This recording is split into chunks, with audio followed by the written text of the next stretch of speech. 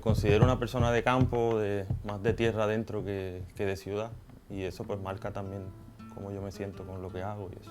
Soy nacida y criada en Ay Bonito, pero también en Calley, así que siempre digo así entre broma que soy ayboyellana, de los dos mundos. En la vida en caserío prácticamente fue mi niñez, y ya cuando estaba entrando la adolescencia, entonces nos mudamos a la urbanización. Sí, yo me crié en el barrio El Mango de Junco, luego pues me traslado a donde viven mis papás ahora, que es el barrio Lirio, de Juncos también, pero actualmente vivo en Cupey.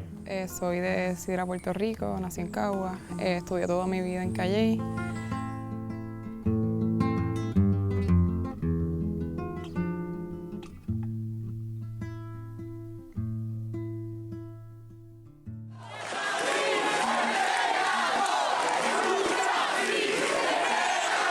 Vemos que un poco cogiste también del Por lo menos gas pimienta, sí. Nada, tratamos. Nosotros empezamos a montar, digamos que la huelga del 2010, pues desde el 2009. Teníamos claro que iba a ser necesaria algún tipo de acción contundente contra la administración, dado los cambios estructurales que estaban proponiéndose desde el gobierno.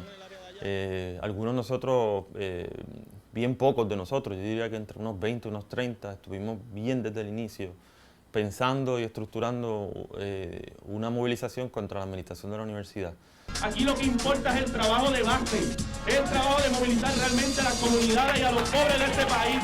A nivel político, las huelgas me transmitieron una cosa bien clara, que es que si nosotros queremos prevalecer en nuestra gesta de cambio para que Puerto Rico sea distinto y diferente, nosotros tenemos que hacer planes más a largo plazo y trabajar en ellos de una manera sistemática, no esperando que el cambio se dé de manera espontánea o de manera reactiva. Es decir, que de alguna manera ese activismo que hicimos, que pudo haber parecido muy tradicional en mi mente de activista y en mi experiencia de activista, fue algo distinto. Para mí la huelga fue un proyecto de reconexión. Toda la gente que yo conocí, yo personalmente, pero todos los huelguistas conocimos, ¿no?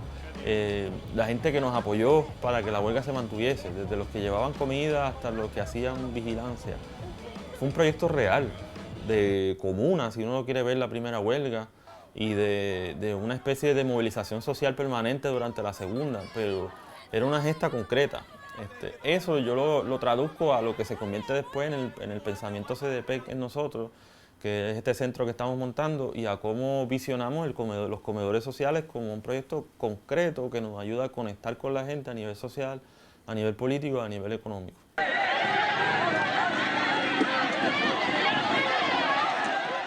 Entonces nos enfrentamos a un escenario nuevo, pues del cual aprendimos muchísimo, ¿verdad? De acciones directas, de desobediencia civil, también de cómo funciona el Estado y de cómo funciona hacerle presión al Estado. La presión política que nosotros ejercimos durante la huelga sí generó una promesa de campaña del nuevo gobierno, y la cuota se echó hacia atrás después en el 2013. Si no creyera en la locura de la garganta del sinsonte, si no creyera que en el monte se esconde el trino y la pavura, si no creyera en la balanza, en la razón del equilibrio, si no creyera en el delirio, si no creyera en la esperanza. Explotaba un tema en el país, la ley 7, la ley, ¿verdad? Lo que pasaba en ese entonces, y pues íbamos corriendo a esa actividad y organizábamos para esa actividad. Pero se empezó a repensar qué tipo de trabajo político uno pues, puede hacer para hacer un cambio trascendental a largo plazo, ¿no? A nosotros se nos ocurre crear el CDP, el Centro para el Desarrollo Político, Educativo y Cultural, como en el 2011, en una discusiones que teníamos en la Organización Socialista Internacional, en la OSI. Ya algunos de los proyectos dentro del centro ya eran proyectos que Giovanni y yo habíamos pensado cuando todavía existía la OSI, en una propuesta que le habíamos hecho a la OSI como de reorganización, un poquito inspirado, ¿verdad?, la famosa pregunta de Lenin, ¿qué hacer? 2011 es como el final de la huelga, que tuvo un impacto grande, como decía ahorita, en cómo veíamos la política y cómo empezamos a pensarla, ¿no? Y CDPEC fue esa propuesta de transición, de pensar, no queremos ya, esa es un poco la idea, construir una organización política en el sentido como lo veíamos hasta entonces, ¿no? Donde pues, la intención es hacer núcleos por todo el país, repartir un periódico, reclutar militantes, formarlos en el marxismo, etc. Nosotros empezamos a idear la manera de montar una estructura política que construyera una realidad, decíamos, ¿verdad?, que hiciera algo más concreto, era un poco la propuesta. Pues Giovanni deja su trabajo y comienza a montar mesas de comida. Y cocinar es una de las cosas que siempre ha marcado, o sea, cocinar, el hambre, la comida, todo lo que está relacionado a esa reproducción de la vida, pues sí, siempre ha sido algo importante en mi existencia. Y yo empecé a cocinar como una manera de tratar de montar algo. Realmente yo reconozco que yo lo que tenía era mucho instinto y no sabía bien para dónde iba lo que estaba haciendo, ¿no? Pues el activismo es demasiado precario, uno necesita tener, ¿verdad?, un empleo para dedicarse a esto full time y que es imposible tú salir de una jornada laboral de 8 horas y luego hacer trabajo político, sino que el trabajo político pues debe ser tu empleo. Había una mesa de comida, que la gente podía dar lo que podía, y que eso iba a ser algo de sanación, o sea, que yo tenía claro que eso iba a ser parte de rehacerme como persona para ser más feliz o estar en bienestar o como sea, y que, pues, que eso va a ser algo político. Y entonces pues nosotras montamos las mesitas de jugo como una manera de nosotras pues también tener cómo sostenernos económicamente sin entrar en una dinámica explotadora. Y de ahí nos juntamos con Giovanni. Como en septiembre del 2013, pues decidimos, pues como quien dice, hacer los comedores sociales, ¿no? Decidimos apodar el nombre y desarrollar el concepto, ¿verdad?, del sistema de 3 aportaciones, donde la gente puede aportar dinero, puede aportar materiales o también puede aportar con su tiempo de trabajo en un sistema que intentamos nosotros sea sustentable, ¿no? Ese es el principio, sustentable en el mejor sentido, en el sentido económico, de que las cosas se puede cumplir con la gestión económica, pero también sustentable en retos humanos, que es que de esa producción no hay nadie súper explotado.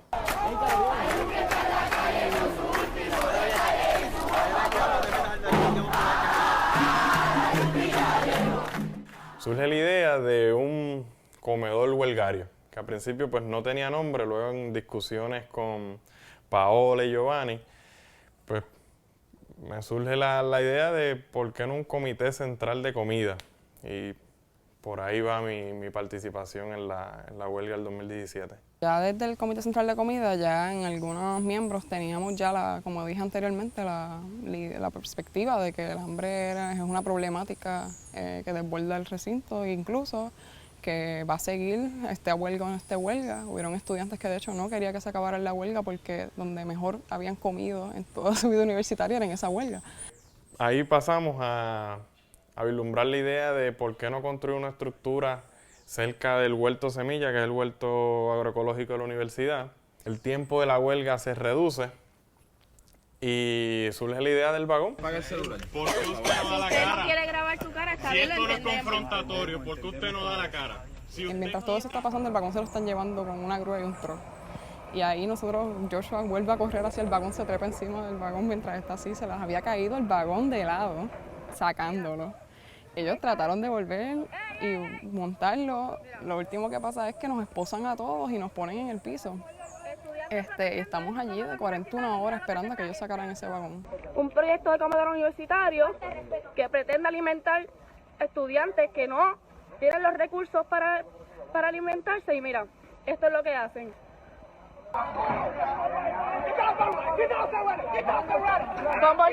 ¿Por qué quitármelo? Decidimos seguir para adelante, con o sin vagón. Comenzamos a funcionar una vez se restablecen las clases, 2 días, martes y jueves. No obstante, una de nuestras visiones como comedor universitario era poder estar de lunes a jueves en un proyecto que lograra emplear personas y no limitarse a ofrecer almuerzos, digamos, también desayuno, a un proyecto más amplio. Dentro del comedor universitario habíamos 2 compañeros que habíamos trabajado con comedores sociales de Puerto Rico, pues expresábamos nuestra experiencia y lo fructífero que podía ser esa fusión. Y las compañeras y compañeros del comedor universitario accedieron y se dio. Sería pues comedores sociales más comedor universitario, comedor social universitario. Hasta cierto punto deja de ser un poco comedores sociales y comedor universitario deja de ser comedor universitario para convertirse en esta tercera cosa, que es como una fusión de ambas. Y ahora pues en este proceso de trabajo pues hay mucha conversación que tener sobre esa perspectiva política. Yo diría que ese es uno de los trabajos más interesantes de una fusión, que no es que tengamos intención de unirnos, sino es que en la práctica podamos funcionar todas nuestras intenciones y nuestra voluntad, sobre todo en relación a CDPEC, que aquí lo importante es ese objetivo grande, ¿no? de influenciar el cambio político en Puerto Rico, y esa es la conversación ahora, cómo lo que hacemos juntos en la UPI puede fortalecer un proyecto más grande, más ambicioso, más potente de política en Puerto Rico, que es el objetivo.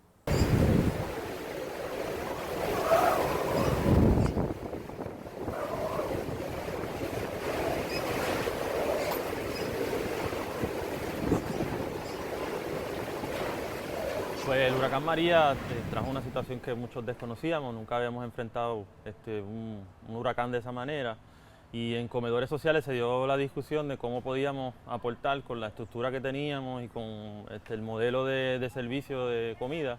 De las primeras cosas que se me ocurrió luego de lo inminente de picar palos, ver que la familia estaba bien, era ir a donde Giovanni.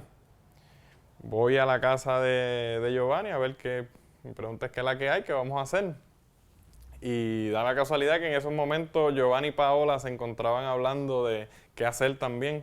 Empezamos a gestionar junto a otras personas aquí en la zona de Caguas un comedor comunitario dentro de un espacio que empezamos a nombrar Centro de Apoyo Mutuo, con la idea de que la única necesidad que atendiéramos no solamente fuese la alimentación, sino que trabajáramos otros aspectos que la gente necesitaba, sobre todo en el principio de la emergencia. Un comedor comunitario, ahora comedor popular, y fue otra experiencia dentro de otro contexto, un contexto en el que Puerto Rico no había conocido, a cocinar para 200, 300 personas diariamente de almuerzo y de desayuno 100 a 200 personas.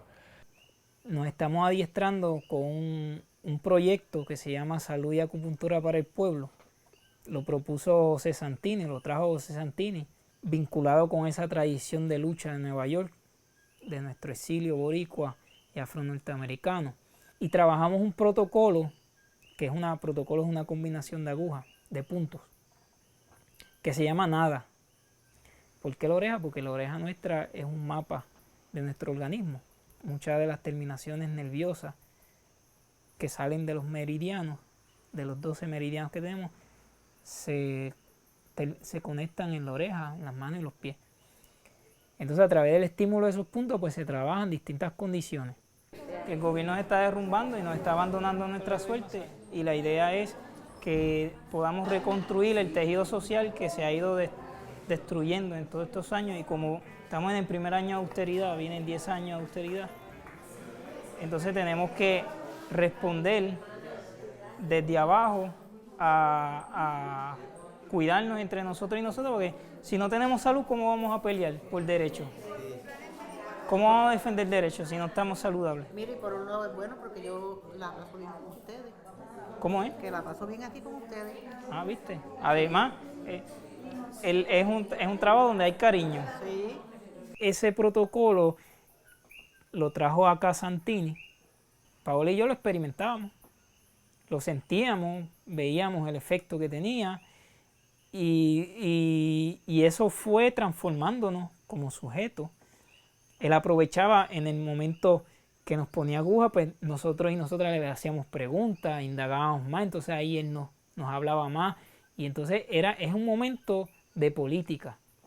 Pero la política no viene antes.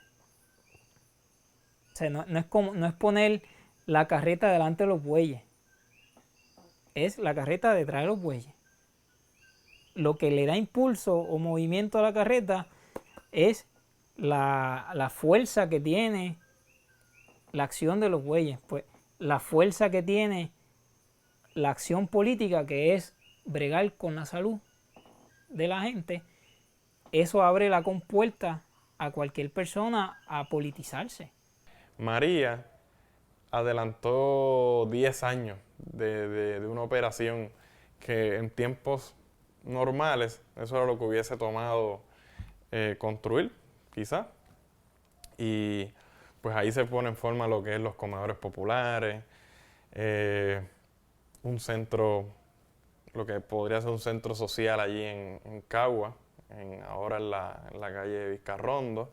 Es que algo que vamos a empezar a hacer ahora es con un chef, pues trabajar la nutrición más aún dentro del camp con la comida, pero también en las clínicas de acupuntura dar talleres de nutrición para hablar sobre enfermedades específicas que vemos más en las clínicas como hipertensión, diabetes, para así pues desarrollar unos métodos alimenticios que ayuden a revertir esas enfermedades. Desde abajo, que es un proyecto de comunicación alternativa, digamos, que debe coger forma próximamente. Los huertos caseros, que son pues proyectos que nacen según conversaciones con compañeros como Giovanni y Roberto, con un proceso de sanación.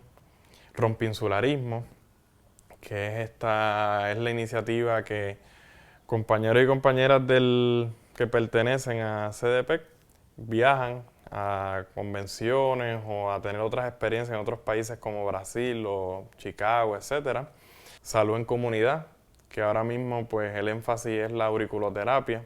Se está dando los martes en el CAMP, en el Centro de Apoyo Mutuo de Caguas Pueblo, y en Las Carolinas también, en Caguas. Otra iniciativa es el radiomóvil. El radiomóvil no es otra cosa que lo que han hecho por años en los pueblos y en los barrios, coger un autoparlante, ponerlo encima de la capota de un carro e irse por ahí a dar diferentes anuncios o invitar a diferentes cosas. Y el nuevo hacho, que digamos que es la idea que menos se ha trabajado, pero que debe coger forma ahora con este nuevo espacio rescatado en Cagua, que es la idea de una editorial y una biblioteca, que sea un proyecto de educación popular.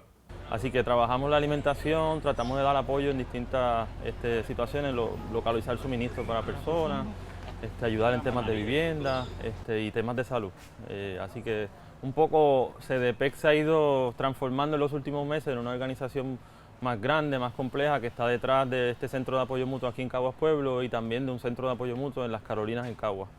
Entonces, esa gente prácticamente lo que ha hecho el neoliberalismo ha destruido ese tejido social. Entonces, uno de los nortes del CDPEC es reconstruir ese tejido social con proyectos que atiendan las necesidades básicas e inmediatas, en algunos casos, de seres humanos. Sí, que CDPEC es, digamos, una intención, ¿verdad? Una intención política, una estructura que ambiciona a ser propulsora de proyectos de cambio muy diversos algunos de los otros, pero todos en una perspectiva de transformación política, de sanación y de autodeterminación en Puerto Rico. Si no creyera en lo más duro, si no creyera en el deseo, si no creyera en lo que creo, si no creyera en algo puro, si no creyera en cada herida, si no creyera en la que ronde, si no creyera en lo que esconde, hacerse hermano de la vida, si no creyera en quien me escucha, si no creyera en lo que duele, si no creyera en lo que quede, si no creyera en lo que lucha, y qué cosa fuera